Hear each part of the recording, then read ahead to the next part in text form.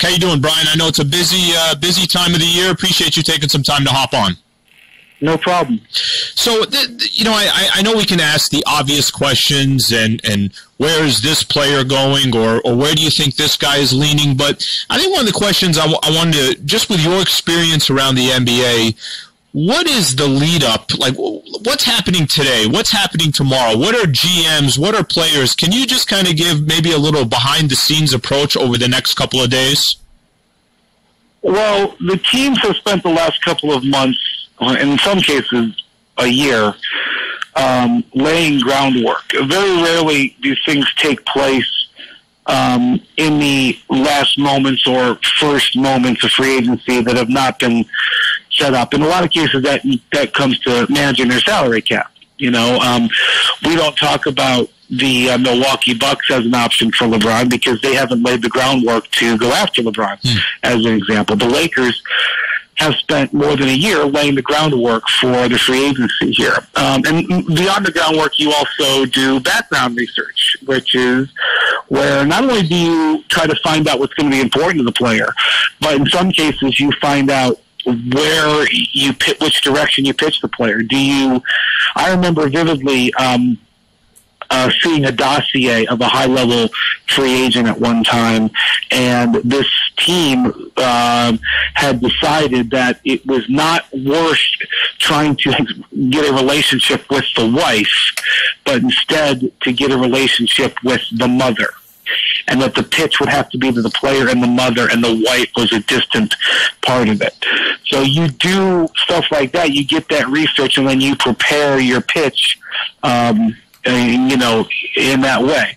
But almost always, it comes down to money, and then it comes down, if money is all equal, it comes down to things that the team has difficulty controlling, which is the city, and then the teammates that the guy has. You can control it to a certain extent, but you can't create a superstar out of thin air.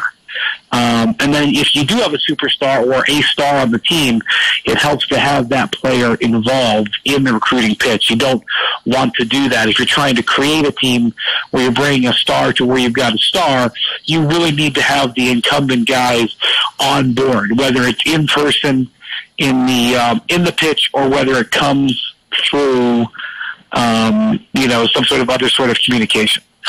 Brian Windhorst on Lakers Talk. Brian, how much do you think the players are communicating through this process? Not just today, not just this free agency, but just in general.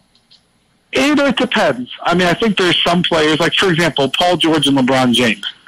They communicated last year. Neither one of them were free agents. Mm-hmm. But at the time, Paul was going to be traded. The Cavs were trying to trade for him, and they both were a year away from free agency, and they were both going to have their careers significantly impacted by whether they teamed up or not, and so they communicated with each other. And they ended up not coming together. So I'm sure they're communicating to a certain extent. Now here's the other factor. Both Paul and LeBron are putting together documentaries about their free agency for various reasons. And so that communication may be different this time around because they've got this other order of business to be done. And, Kawhi Leonard doesn't communicate with just about anybody. So I'm not saying that, I don't have Kawhi's phone records, so I don't know for sure. But my guess is that there's not a lot of open communication. The other thing was, I think one of the most famous times this happened was when Chris Bosh, Dwayne Wade, and LeBron James all got together in 2010. It's important to realize a couple of things. Number one, they all have the same agent and the same agency. And so they were everything was being negotiated by the same person. Well, that's not the case in this scenario. Paul George, LeBron, and Kawhi Leonard as the three big free agents, all completely different representations, all completely different sets of goals. So while I do expect them to communicate, just as we saw Chris Paul with James Harden last year, there's a little bit different set of circumstances this time around. Obviously, we'll focus just for a quick second on LeBron James. I just want to get your take on this. Obviously, you followed LeBron for a long time, and he has until Friday to pick up his $35.6 million player option with the Cavs. Which team would you say is leading the race right now? Is it down to a couple teams, or do you think there's still a lot of different options there for LeBron? Well, I do not expect LeBron to pick up that option. And if he does, that'll essentially eliminate Houston and San Antonio, who I think are on the end of the list. And it'll basically become Los Angeles, Lakers, Cleveland, and Philadelphia, because the Lakers and Philly would have the cap space to sign them outright, which is what you'd need, and then the Cavs would have the rights option. So I think if he indeed does not pick up that option, which I don't expect him to, I think it comes down to those three teams, and I really think it'll be between LA and Cleveland, and I think it's close, and I think going both directions has advantages and disadvantages. I think there's a leap of faith in both directions, and I think that's one of the things LeBron's probably thinking about daily, if not hourly, right now. Brian, how much of an impact do you think? Obviously, Magic is president of basketball operations for the Lakers. What kind of role do you think in LeBron's decision is the fact that a legend like Magic Johnson obviously succeeded in the league, but everything that he's done off the court as well? Do you think that has a big impact on his decision come July 1st? I don't think LeBron cares that Magic is a successful business. I think he cares about it on a personal level. Mm-hmm. I think he has great respect for him in that regard. But the fact that Magic is a great businessman, I think if LeBron is picking the Lakers, especially if he's picking the Lakers in a scenario where Paul George stays in Oklahoma City, what he's basically gambling is that the Lakers and Rob Pelinka and Magic Johnson and ownership, Jeannie Buss, he's basically casting a vote that he believes that they can build a great team around him, and that he will be a drawing card, and the city of Los Angeles will be a drawing card, and the Lakers aura will be a drawing card. That's what he would essentially would be betting on, and so he'd have to believe in Magic Johnson. He'd have to believe in the Laker brand, which has not had a good 5 years. But that's because he probably would. What's there now is. There's some positives, but it's not a ready-made situation. It would be a significant leap of faith.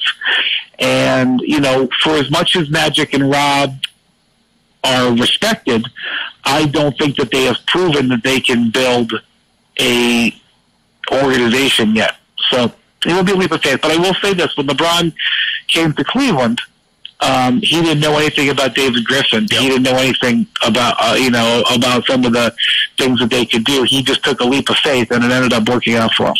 Brian Windhorst covers the NBA for ESPN on Lakers Talk.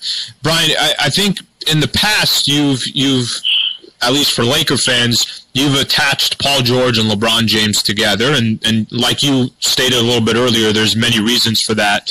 How much do you think those two are still tied to the hip? If Paul George decides, I'm going to stay in Oklahoma, do you think that has a major effect on what LeBron does, whether it be going with the Cavs, the Lakers, the Philadelphia 76ers, or do you think that's a little bit separate now? That's why if he comes to LA, it's basically a leap of faith for the Laker organization. Yeah. I think it would be LeBron's preference to not be the drawing card. It would be LeBron's preference to be the last guy through the door, not the first guy through the door.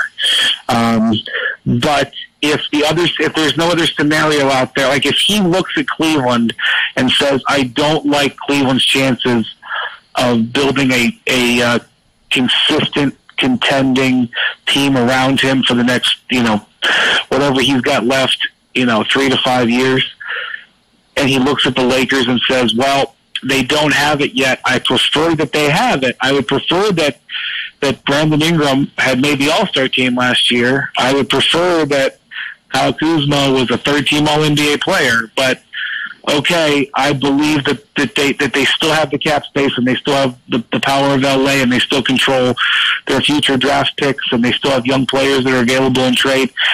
If Paul George isn't coming with him, it would be a leap of faith. But I could sit there and see and understand why he'd look at the future of the Lakers and the future of the Cavs and choose the Lakers.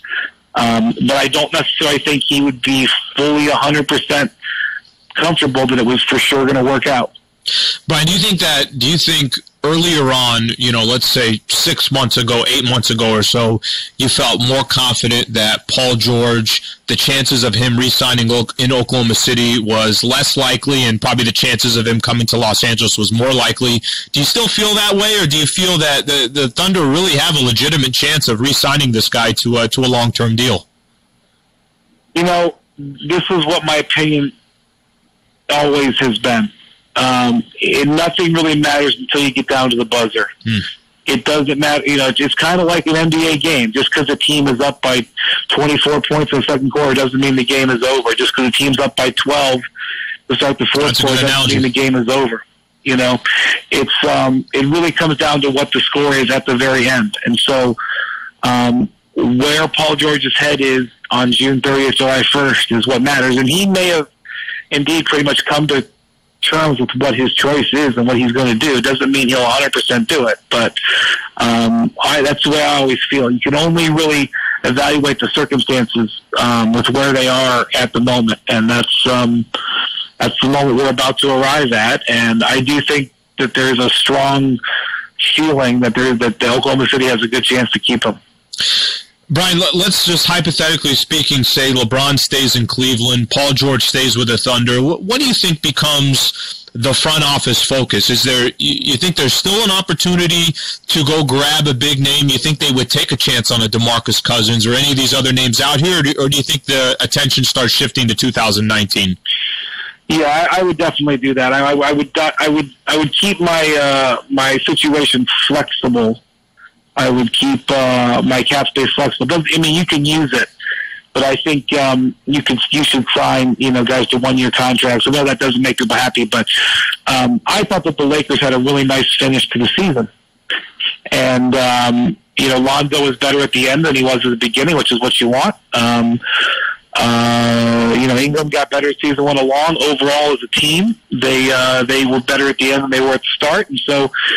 Really, what you'd hope to spend next season doing is increase the value of your players. Not only just to see, not only for the fact that you might trade them, but also for the possibility that somebody might want to come to them. It's hard when you make the choice to build through free agency, which is what the Lakers have done by clearing out their salary cap.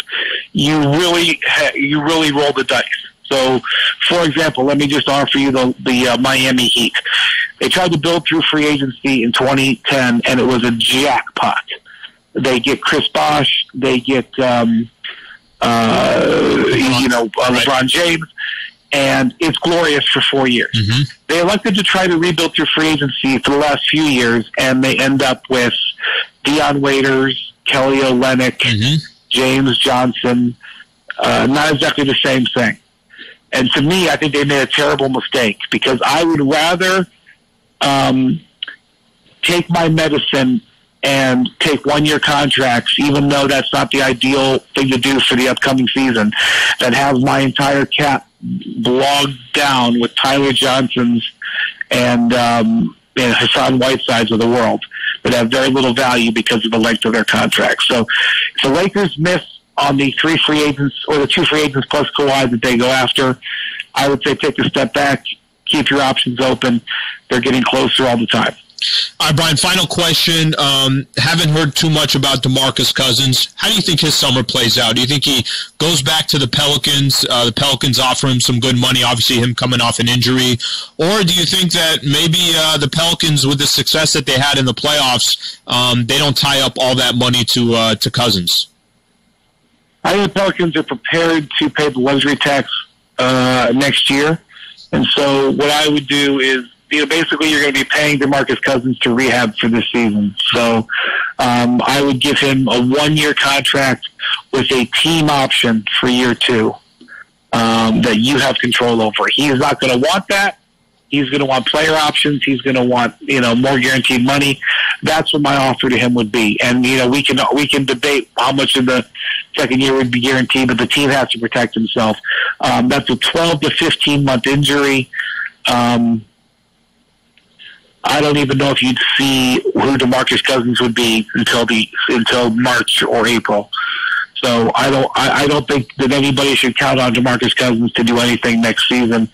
And so it's kind of like Elton Brand. Elton Brand, if you remember, tore his Achilles. Right around the same age, too. Yeah. Came back and had a good month or two at the end of the season that convinced the Sixers to give him a bunch of money. I would only go 1 year guaranteed if I were any team with him. But the crazier things have happened, and teams can talk themselves into anything. If I were the Lakers, I wouldn't go near that at all again, unless you have a complete option or a heavy option. Most of it non-guaranteed in year two. Because if the Lakers signed him, it would be you'd be paying him for the first year to rehab. Brian, awesome stuff as always. I know it's going to be a busy couple weeks for you, but